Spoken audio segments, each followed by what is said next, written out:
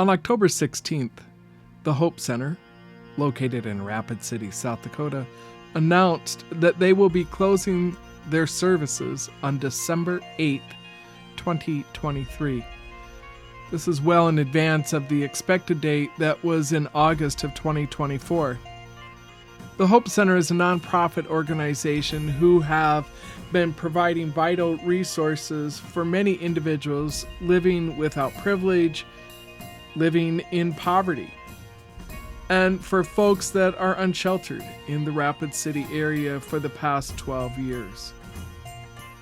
In September, the Hope Center had applied for a permit that would allow them to move into a building that was donated out of the building that they'd been renting from a local church. The city commission, the planning commission, approved the permit, but then the city common council denied it. The lease that they held with the church was not renewed because the owners of the building are looking to sell it. The Hope Center serves more than 300 individuals per day and provides a multitude of services, including shelter during the really cold times of winter. They serve as a warming shelter. They provide mail services, daycare services, haircuts, laundry, and advocacy.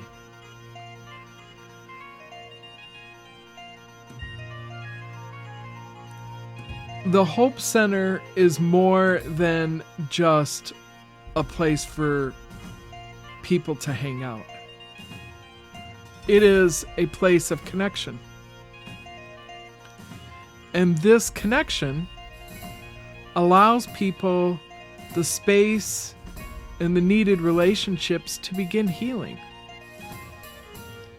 There is no plan at this time, no substantial location of where a new warming center can open. And there are no plans at this time for crisis accommodation in Rapid City. This is not a new challenge to the folks in Rapid City. This has been an ongoing one for years that community members have met the needs with, but the city has not responded to the needs of the community.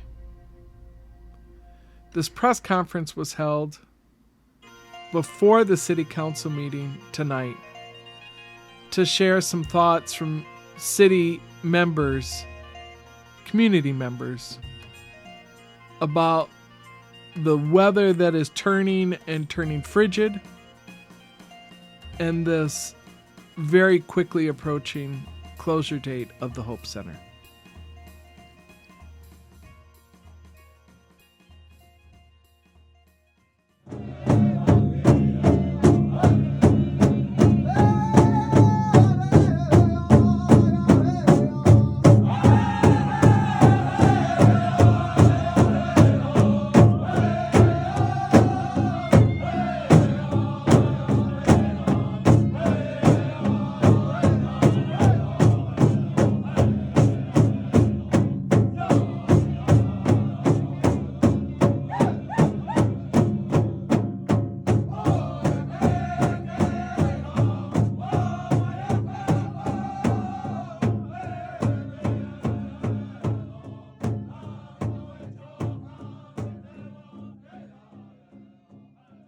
Not enough. This is not smart enough. There's not enough funding, and there's not enough voices at the table in there to come up with a plan that meets the needs of Rapid City, and in particular, the needs of our community in terms of houselessness, in terms of affordability, in terms of home ownership, and then in terms of the lack of health care, the police surveillance, and the misuse of law enforcement to address what is a much more complex issue than guns and cages have to offer our community. I want to ask the Rapid City Council to quit talking about us, to talk with us, to include us at the table. We have the solutions, and if they cannot solve this problem, we must be empowered to do so with the resources and the authority that we deserve. Right here, everyone in this circle, we have served thousands of people over the last 5 years in our community whose needs are far from met by the nonprofits and by the city and county governments. We demand inclusion, we demand a seat at the table, and we demand more resources to address our own issues. And we call on the leaders to address the issues they can address, like construction, like affordable housing, like proper taxation, to address these unmet needs of our community. And with that, I want to ask the next speaker to come on. Hi, my name is Carissa Lowen. I have lived in this community for about 12 years, and I've worked with the West River Tenants United, who's been supporting tenants facing eviction. And I just want to, again, remind everybody that this issue of housing affects all kinds of people. It affects families, it affects children, it affects working families, it affects families living on Social Security, grandparents and children, all kinds of families and individuals. And it's not just the people that we see out on the street. And so it impacts our whole community, it impacts our schools, it impacts our healthcare, it impacts the crime rates and everything else. To have people without their basic needs met, and it's a real tragedy in our community to have so many children that are housing insecure, and it affects all of us, and we should all care, and it is solvable if we all come together. And the solution is to find out how to make housing affordable for everyone, to have housing for everyone. That's the only way that we're going to solve the problem. And right now, there aren't enough jobs available with wages that are going to cover the housing that's out there. So the math doesn't add up, and we need to fix it, and we all need to come together and work together. And we need to be creating more opportunities, more problem solving, more services, not cutting services. So I've heard people say we should be supporting existing services. First of all, the existing services aren't enough. We know that. But second of all, right now I see services being cut. I see Journey On being cut. I see the Hope Center being cut. I see the community meals that are being served in the parks being asked to pay fees in order to be able to serve folks. And so those are putting barriers in the way of people who want to serve the community. So we want to remove the barriers, and then we want to create new solutions. Thank you. December 8th.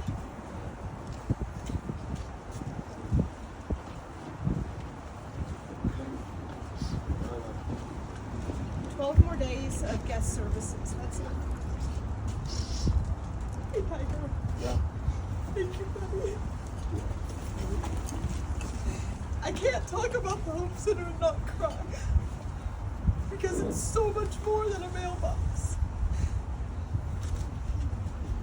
And emotions are high. People have been in denial until now that we're inching closer. And the realization is setting in, and we have no solution. Every day we get asked 50 times, what are we gonna do? I finally asked one of our guests, what are you gonna do? His response was one word: survive. We deserve better than just trying to figure out how to survive.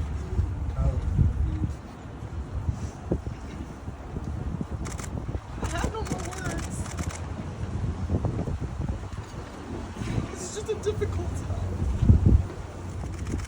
I want the blood of my people on city council, anybody that freezes in this community because they aren't providing us services and treating us like human beings, that blood is on their hands. We are human beings. We deserve to have a place to sleep, to shower, to eat. Basic necessities that people take for granted. Basic.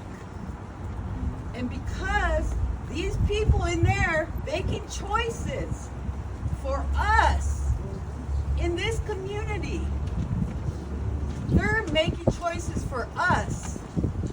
They don't know what we go through. I would love for them to come out here and take everything from them. Take everything from them and let them survive out here in this cold for 1 week. Take everything from them. And I bet you they can't survive a day. And I want this blood on their hands. Anybody that dies this winter.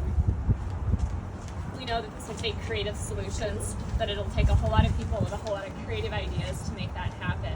But in the meantime, we want to make sure that no one freezes to death while we find creative solutions. So we want to step up to the Adult Arts Center to make sure that people know that they can drop off donated coats, more mittens, gloves, shoes, anything that can help people survive the South Dakota winter. We're here to accept those donations and make sure they get to the right folks. There's an unmet need in this town, and we want to make sure that that's answered by everyone who cares enough about the community to step inside our doors. So please bring your donations to the Adult Arts Center. We opened with the drum in that traditional way, brought our ancestors into this in this prayerful way. We're seeking solutions in a way to help our community heal. Pastor John?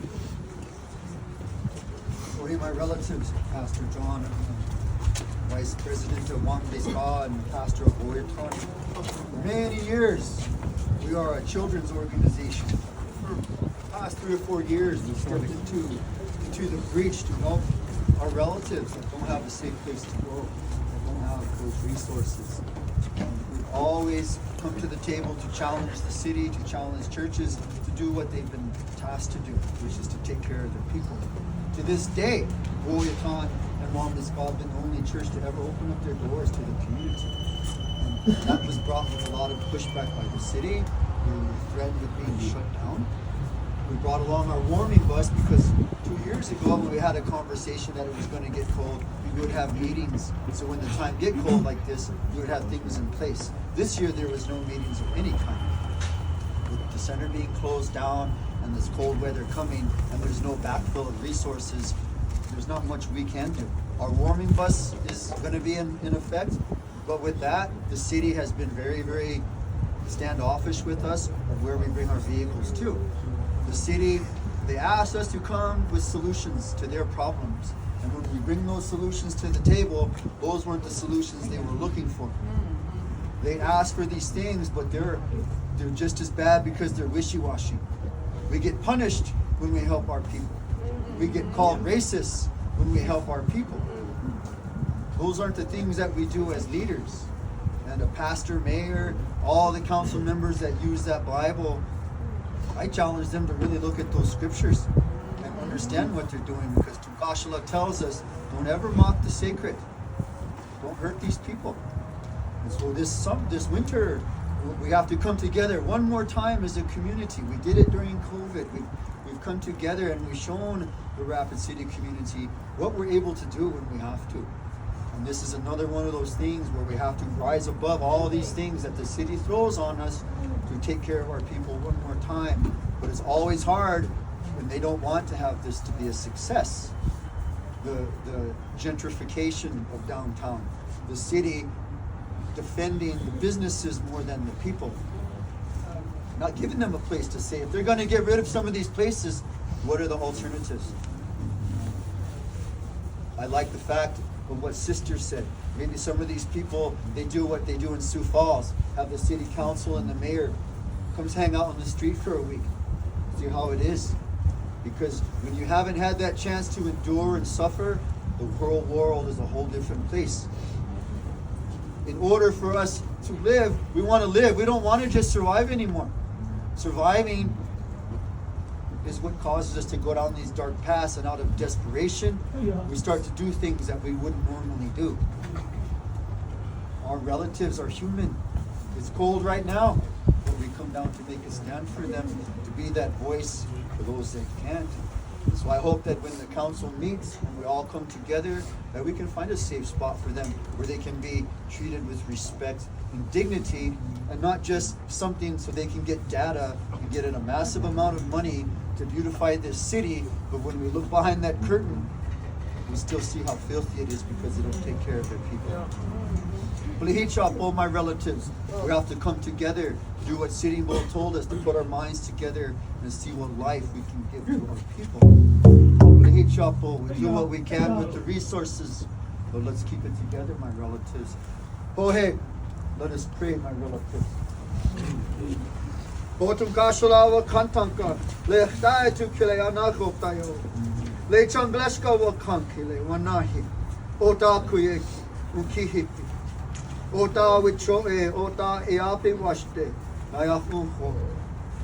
Shell Oyate Nimpingte, Shell or Kanja Nimpingte, Echaniki, Lila Wo Sni Uchta, Le Oyate Wanglakapo, Wanglakapo. Holy Grandfather, look down upon us and hear our prayer. It's getting cold. Our relatives need help.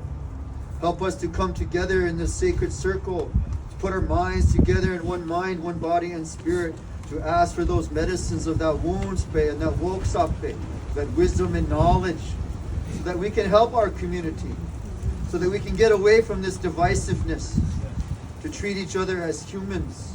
You tell us when we look at the person across from us, we should see you in their eyes and in their help. Help those that have those hard hearts and those hard ears, to soften them, so that we can have this community that we all strive for, a community of safety, a community of inclusion. This is a very sacred place that you've given us, the Chesapa, the heart of everything that is. Help us to remember this sacredness as we go through these challenges, to bring these good medicines to the people. Botum Kashalawa Kantanka Makasi Tomina Hoyo Wayalo, Mitakuye Oyosi. Atewa Kataka O Makeayo. Atewa Kataka O Makeayo. Hey, Wade Wachile.